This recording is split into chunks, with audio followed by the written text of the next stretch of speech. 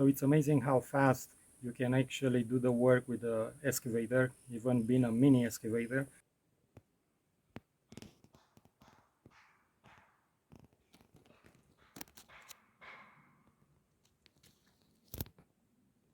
Welcome back to our DIY homesteading journey.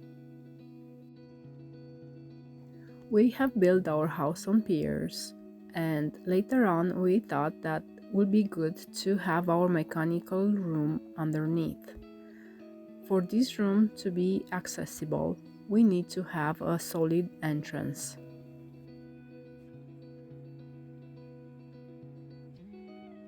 We are learning as we go, and in the process, we're getting our hands dirty too.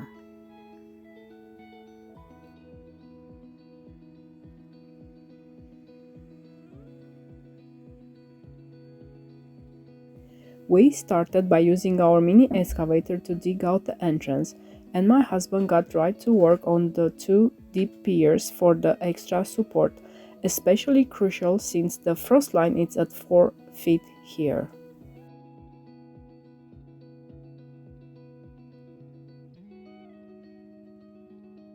As you can see, this is a very heavy task because my husband is super close to the house.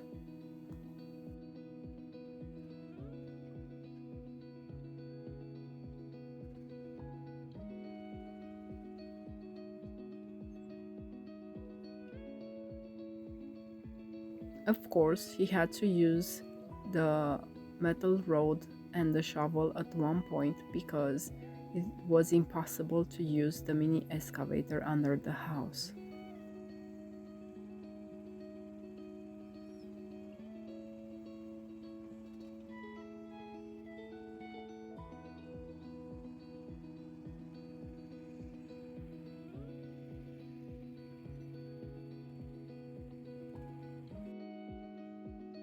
Thankfully, he got a helper too.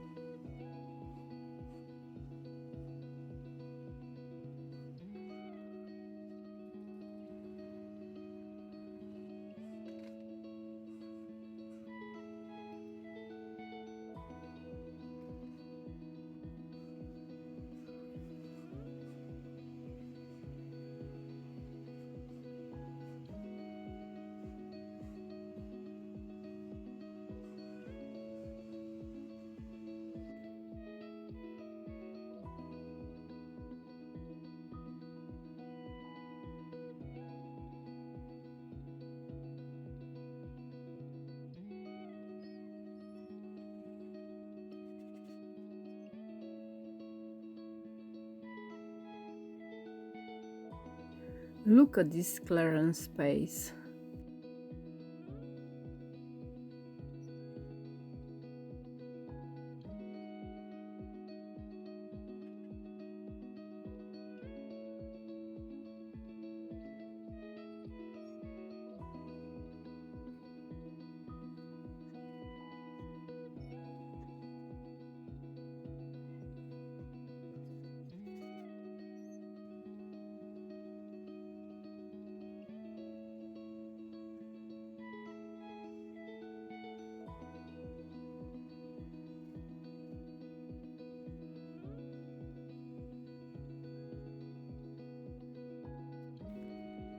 With so much to do, we had to go into not so close larger city to grab some concrete mix. For the rebar, we had some left over from a previous job.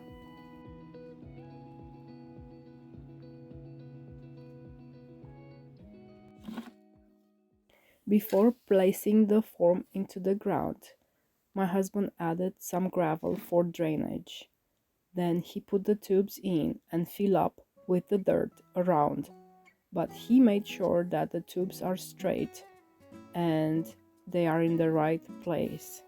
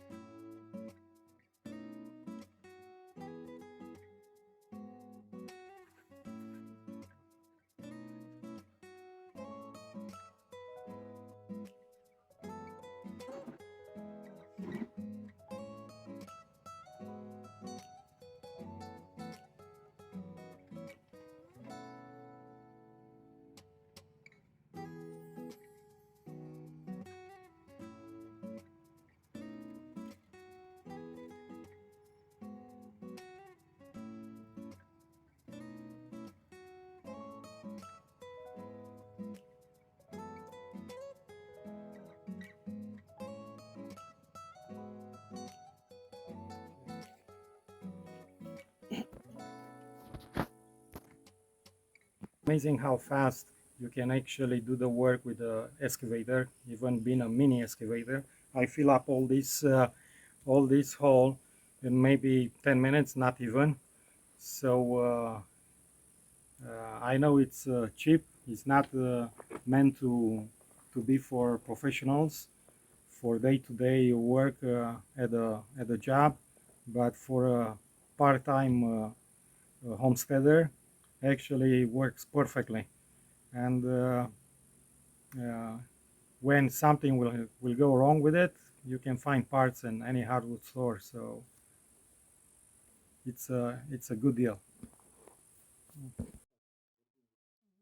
Last winter, we had friends complaining about their discharge line to the septic that have been frozen, and to prevent that, Michael decided to uncover the septic line by hand and place some insulation on top and on the sides.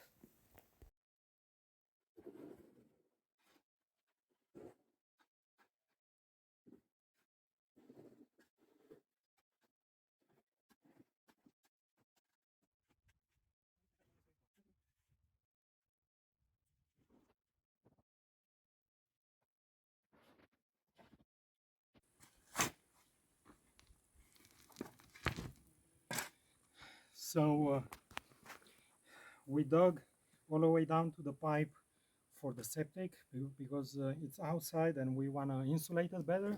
So what we did, we cover and we use 2-inch foam, which is 10R, and that way we will not be worried when it's minus 32 degrees Fahrenheit or something like that, that we will have problems with the septic system freezing. So maybe it's an overkill, but better to be safe than actually having problems in the middle of the winter.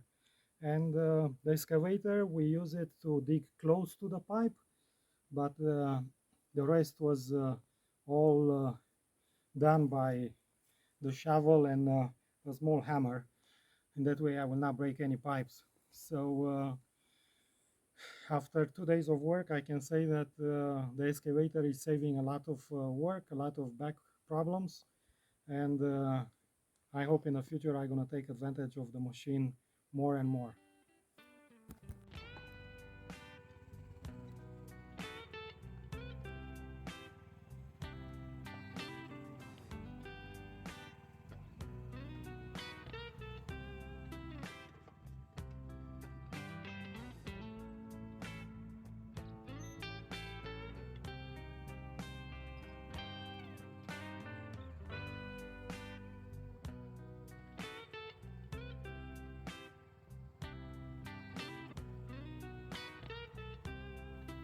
It is a lot of work to be done, but doing our own house is cheaper than buying an older one that is expensive and needs remodeling on top of that.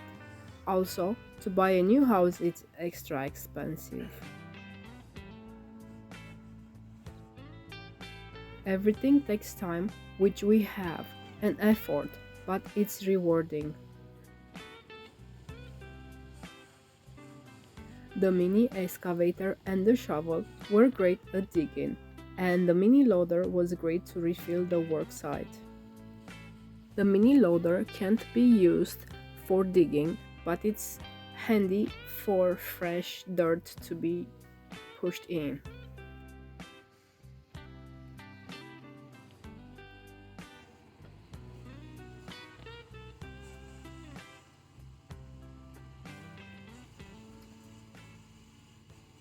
You did a lot of work with little machines. Yeah, and actually it's getting faster, so I understand why people are using big machines because it's making the job going faster, they make more money, save a lot of time, and they don't destroy their bodies.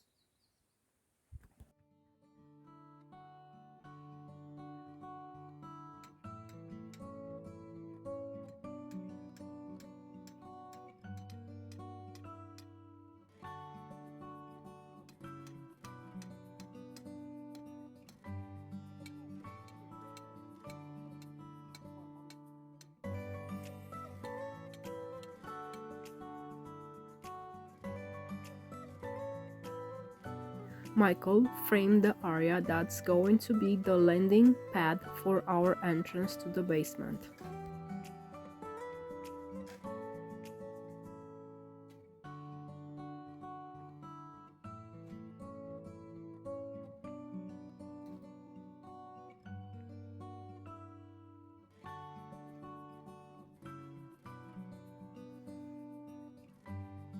All is set in place for the piers to be filled up with the concrete.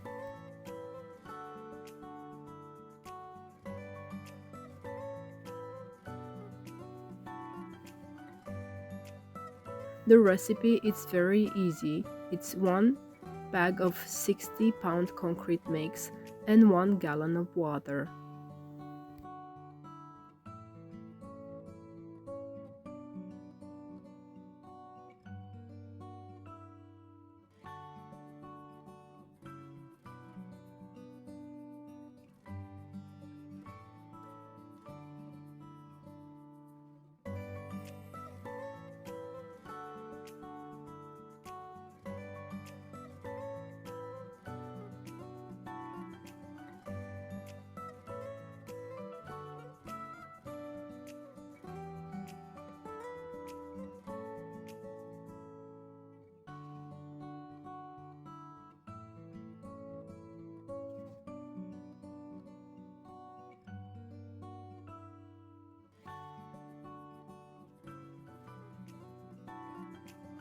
The recommendation for how much concrete you're using, it's actually on the tubes. Everybody has different sizes. We use 10 inches in diameter.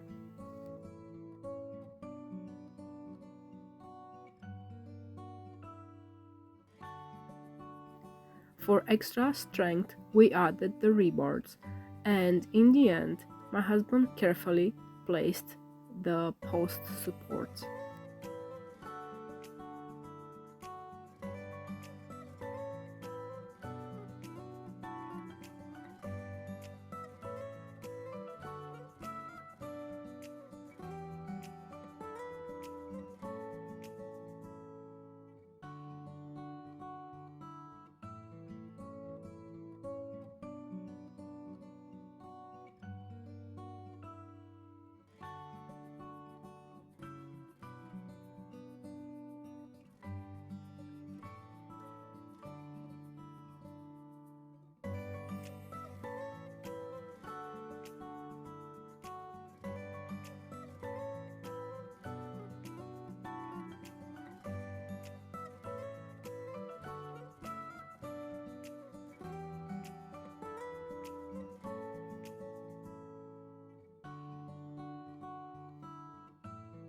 For landing pad to the basement entrance, we have to start with some gravel and then make a concrete pour too.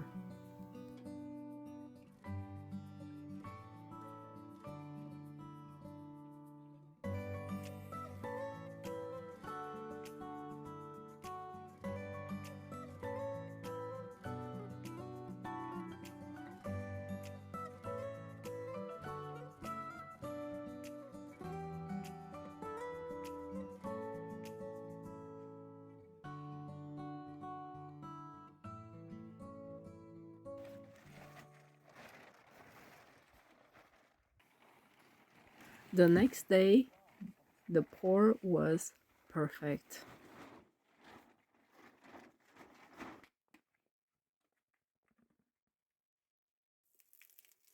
It just needed a little bit of water to prevent cracking.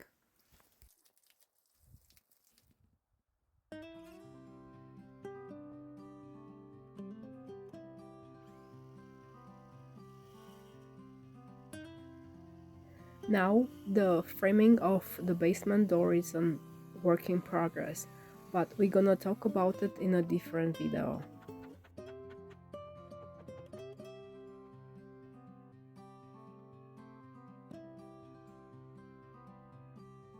If you intend to build your own house, I just want to say that you have to multitask. You have to do everything and you have to be willing to learn everything.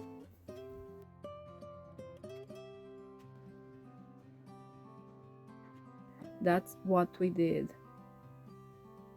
We learned everything step by step. We didn't know anything ahead of time.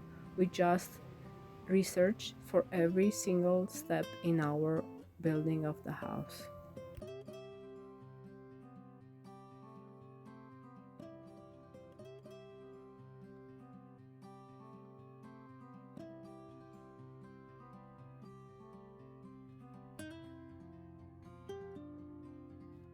That's it for today. Thanks for joining us on this DIY adventure.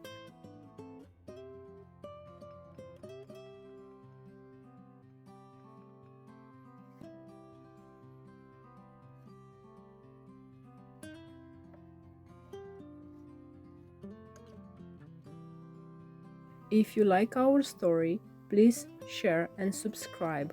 It is more to come and it's helping our channel.